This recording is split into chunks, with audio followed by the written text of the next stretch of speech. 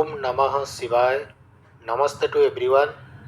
पूर्व क्लास रे आपण मानंकु श्रीमद् भगवत गीतार प्रथम अध्याय अर्जुन विषाद योग संपर्क रे आलोचना करा जायतिला। तेणु आज आम आलोचना करिबा श्रीमद् भगवत गीतार द्वितीय अध्याय सांख्य योग संपर्क रे। एही अध्याय रे भगवान श्रीकृष्ण विषादग्रस्त अर्जुन को सांख्य दर्शन, आत्मतत्व ज्ञान, निष्काम कर्म विषय रे ज्ञान देइछन्ति। श्रीकृष्णंकर एही उपदेश अर्जुनंक पई नुहे, समग्र संसार पई मूल्यवान अटे। एही अध्याय रे भगवान आत्मज्ञान को अति सरल भाव रे बुझाइछन्ति। संसार रे जेतिकी ज्ञान अछि से सबु अपेक्षा एही ज्ञान केते गुरुत्वपूर्ण सेही विषय रे बुझाइछन्ति।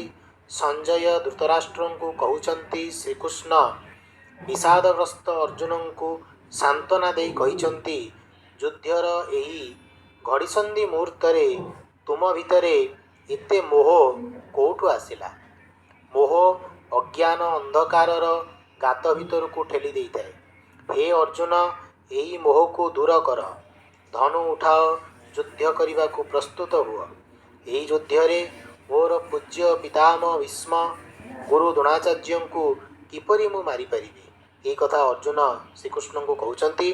गुरुजन को मारी काम्य वस्तु को उपभोग करिबा अपेक्षा भिक्षा मागी बंचिबा भल। सेमानंको हरई विजय लाभ करिबा ना जानी जानी पराजय वरण करिबा कोउटा ठीक मु जानी पारु नाही। हे केशव, धर्म संकट रे मु पड़ी जाइछि। मु आत्मीय स्वजन को मारी परिबी नाही कि युद्ध भी करिबी नाही। मु आपणकर शिष्य हे जाउछि, मु कौन करिबा उचित मते सेही कथा कहंतु।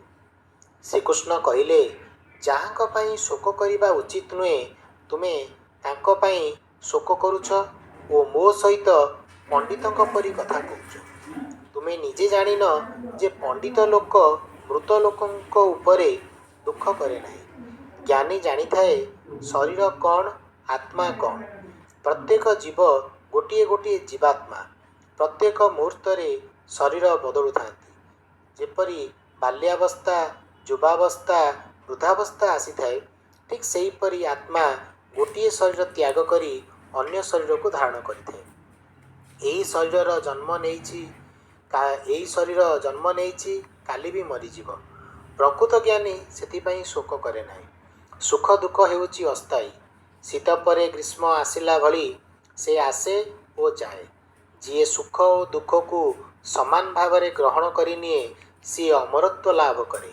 आमे समस्ते शाश्वत भाव रे आगुरु थिले, एबे अच्छे, आगुकु मध्य रहिबा। जहा विनाशशील ताहा असत वस्तु तार विनाश हुए।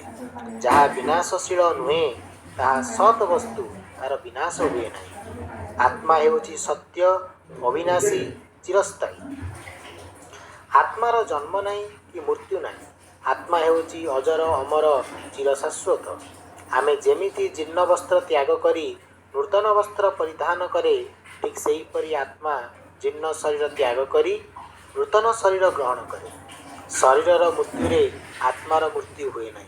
आत्मा नित्य, सनातन, अपरिवर्तनीय, अचिंत्य, निर्विकार अटे।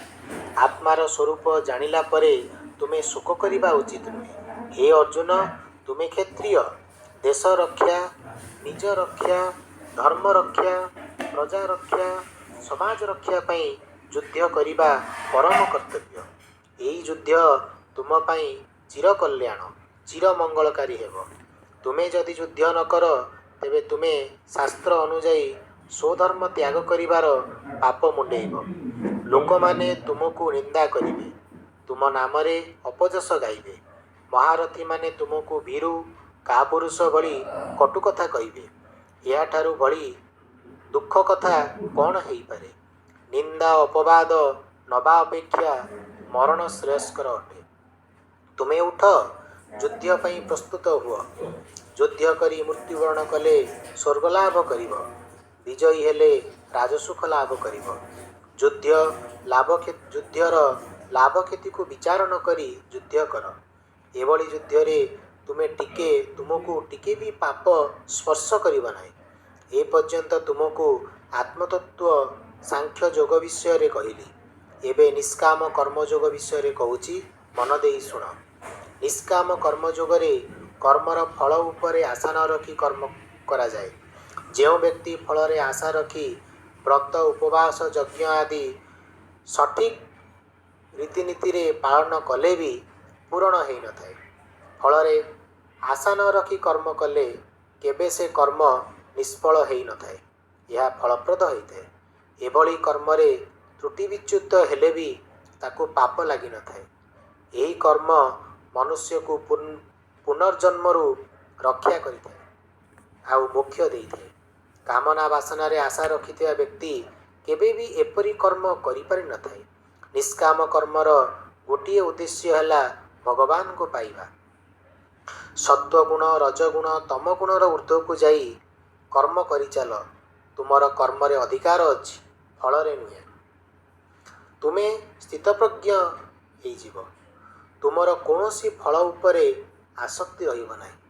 श्रीकृष्णଙ୍କ ଠାରୁ एपरी कथा शुणी स्थितप्रज्ञ लोकर लक्षण कौन से कथा अर्जुन श्रीकृष्ण को पचारे।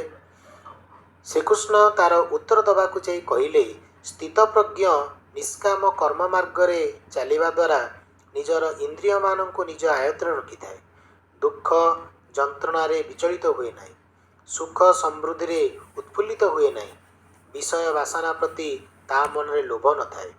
भय क्रोध ठारू से ऊर्ध्वरे थाए। जार पंचेन्द्रिय इंद्रिय सुख ठारू बहुत दूर रे से वास्तविक स्थितप्रज्ञ अटे। एहीपरि भाव में भगवान श्रीकृष्ण अर्जुन को एहीपरि बुझेइचंती निष्काम कर्म आउ आत्मज्ञान विषय। यह ही द्वितीय अध्याय सांख्य योगरे आलोचना करा जाइछि। तेणु आज आमे जो द्वितीय अध्याय सांख्य योग संपर्क में आलोचना कले, या आपण ध्यान सहकारे शुणु। यारी उपरे आपण मानू प्रश्न पचरा। हरि ओम तत्सत।